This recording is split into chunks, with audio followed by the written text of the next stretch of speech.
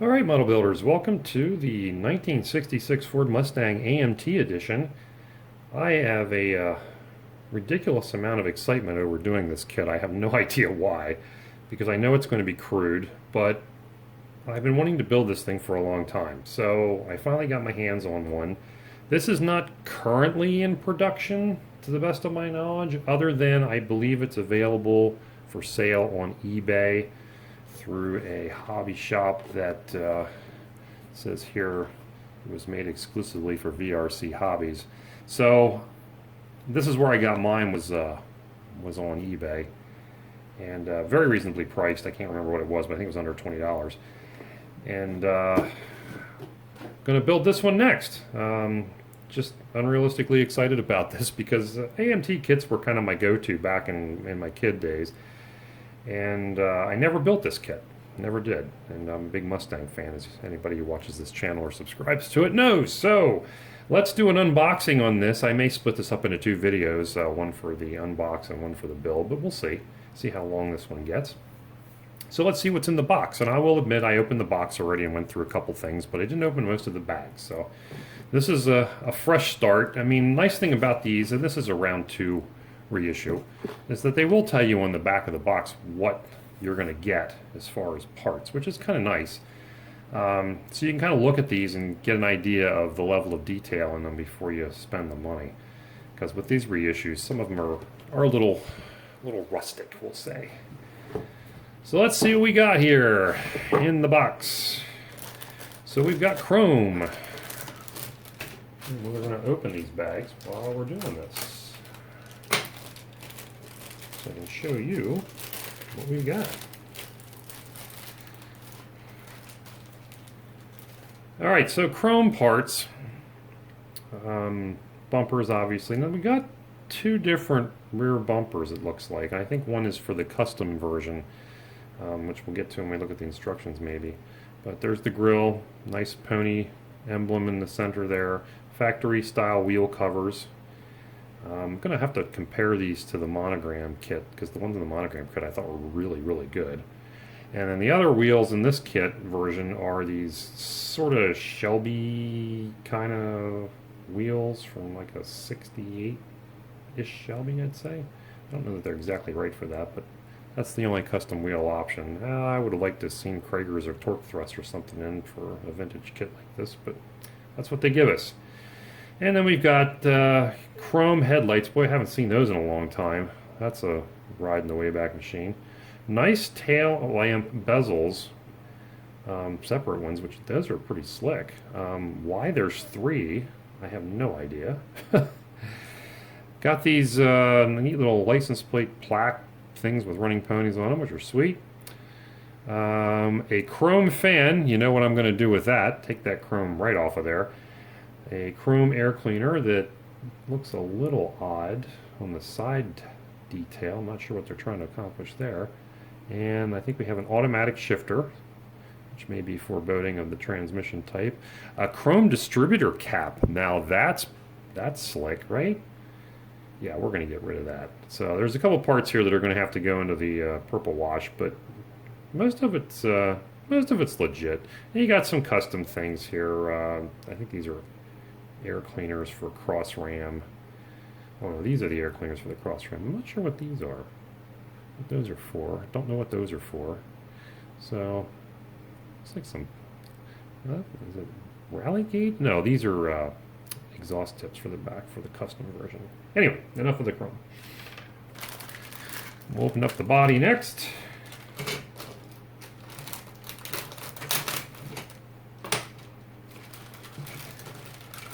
And one of the things I'm going to do is try to see if I can tell if this body would be comparable to fit the Revell chassis, because this is going to be the downfall of this kit right here, is the undercarriage. You can see everything's molded in. Exhaust pipes, rear axle, springs, muffler, it's all molded into the chassis.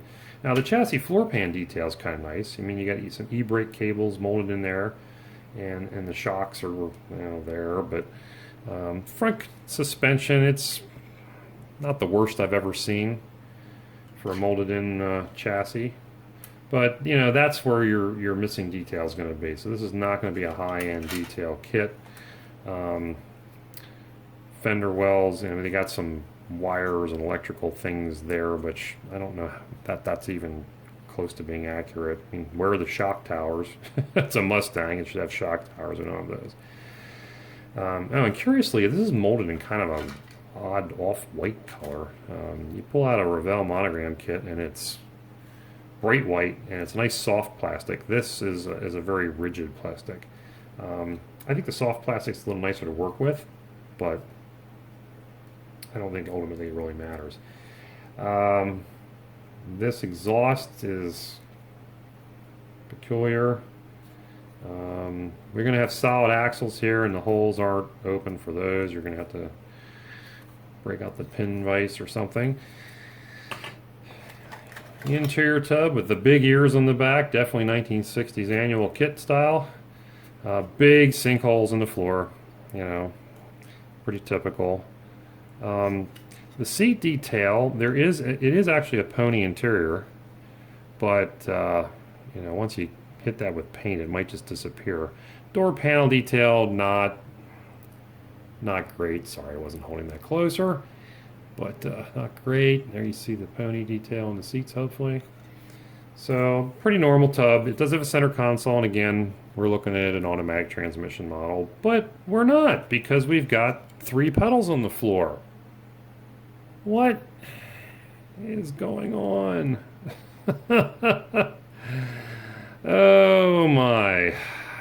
Yeah, so there's a Prindle on the center console. Yeah, it's molded in there. Prindle. But 3 pedals on the floor, so. Okay, way to go, AMT. We got the emblem molded in the back. I'd like to see that separate. These chrome side moldings are molded in, very faint. That's going to not be pleasant to paint. And it's not in a good space even to sand them and get rid of them if you don't like those. But yet on the side, then we got little tiny Mustang here. Big, really raised pony emblem there. Nicely raised 289 emblem there.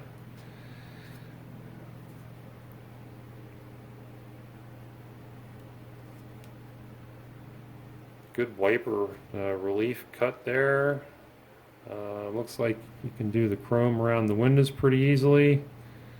Door handles and locks. The proper contouring around the back window is there. And overall, I think proportionally, and AMT usually does do this. I think they aced the proportions. The body shell itself is spot on. All right, moving on. I'm not going to take everything out. I mean, there's your windows. And I don't know what these are for. These might be for the custom headlights. They might have a custom headlight option. There's your red lenses for the turn signals, tail lights. Very nice. Tires. And those wonderful metal axles that we all remember. So we've got 4 skinny stock tires with no raised lettering on them. I don't think there's any lettering on them at all. Then we've got raised white letter Goodyear Polyglass GTs. There's 4 of those, and then there's 2 those M&H's, Race Masters, I think they are. 2 slicks for the rear if you want to build a drag version. So those are nice.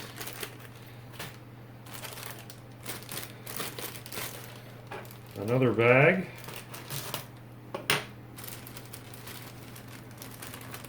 Now we're getting into the nitty-gritty parts. So you've got a dashboard with correct 66 style gauges, I believe. The deep dish steering wheel that should be, I don't know, wait, is that supposed to be a wood steering wheel? No, that one might be the plastic version. And this curious soft top tonneau. What? Did AMT ever make a convertible version? Well, Looking on scale mates, I'm trying to remember if they did way back in the day. But if they did, it was only an original 65, 66 era kit. I don't think they've ever had one since then. There was a fastback version of this kit too, I believe, that's never seen the light of day since then. So that's odd. All right, what else we got here? We got front and rear of lances, the stock versions.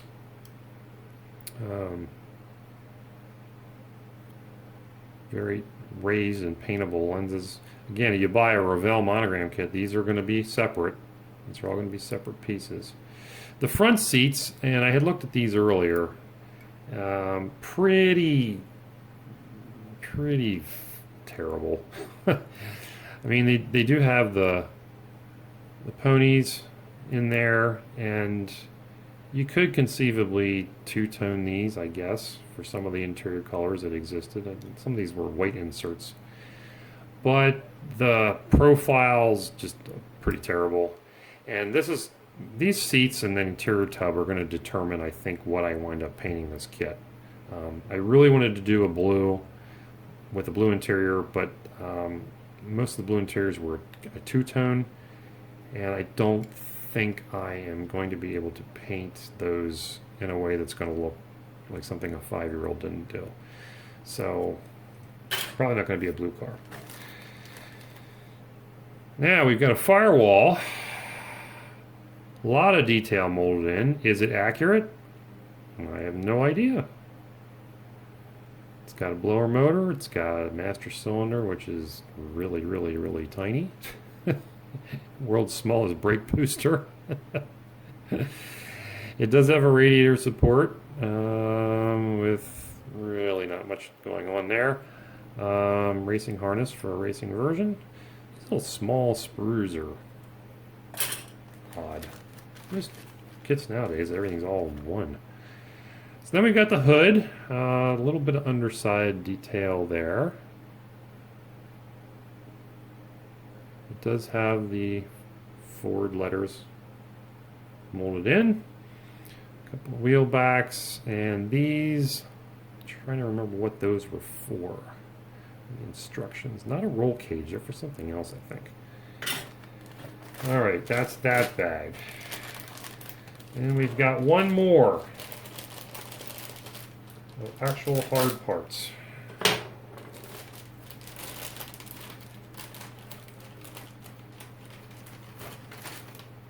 Alright, engine tree. And the confusion continues. So we've got the wonderful metal axle oil pan. Yeah, remember those. We've got a radiator that is in completely the wrong shape for a Mustang. It's like half the radiators there. 2 intakes. You got a regular, you got a cross ram. I've never seen cross ram on a small block Ford.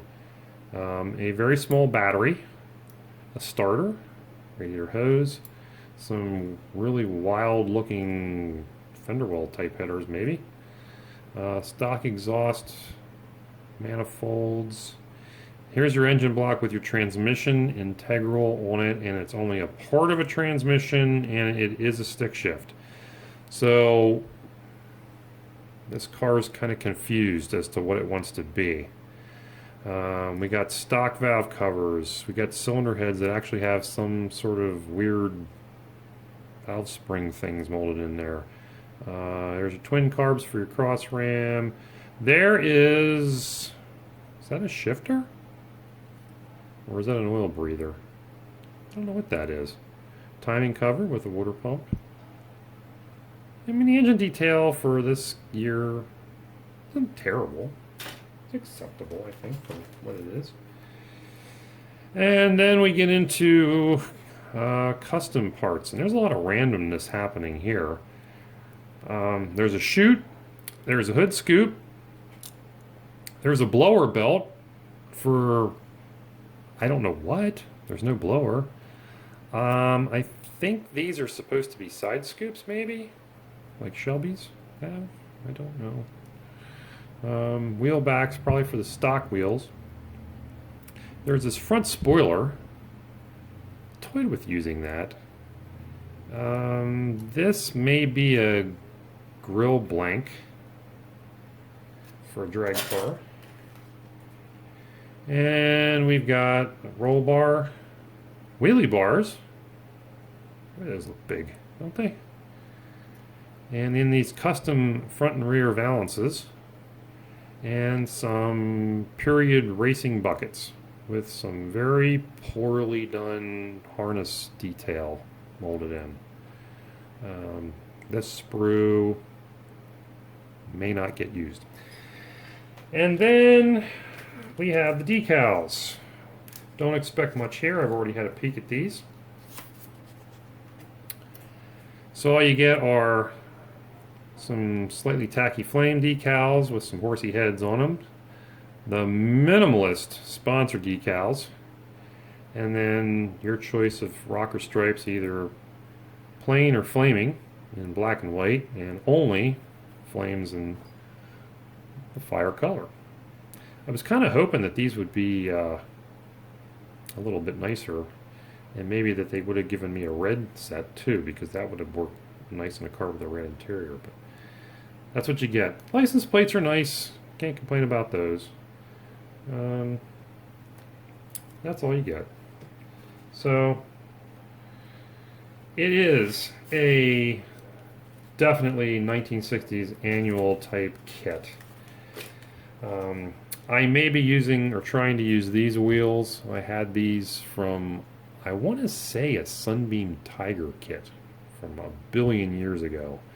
They're either from that or from a truck. So I thought about maybe trying to use these. I don't know. We'll see. And then the instruction sheet. Typical AMT, very easy to follow. Does have painting suggestions. Various options. Different things you can build. I think this is considered a 3-in-1 kit, maybe.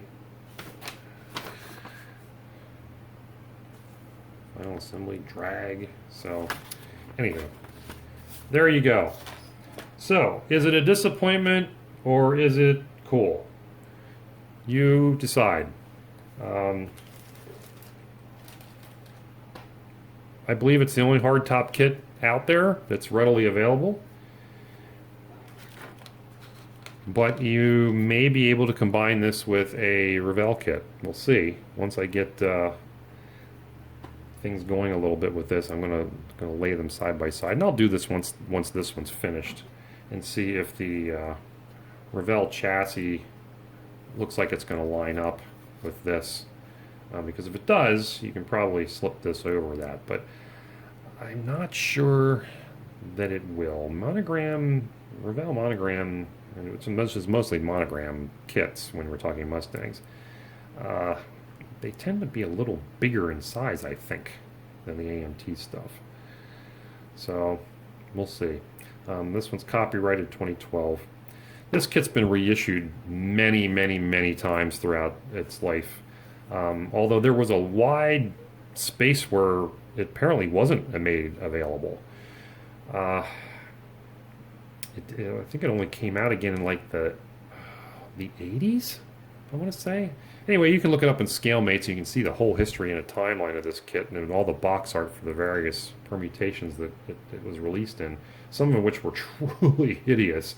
There was one where it was molded in green. It had reflective decals. I just can't even say enough about that, how horrible that thing was. But anyway, we're going to try to figure out what color we want to paint it, and then see if we can make something decent looking out of this box of history.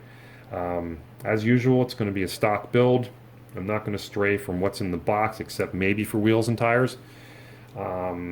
Everything else I'm just going to use that comes in the kit, and we'll see what we wind up with. So stay tuned.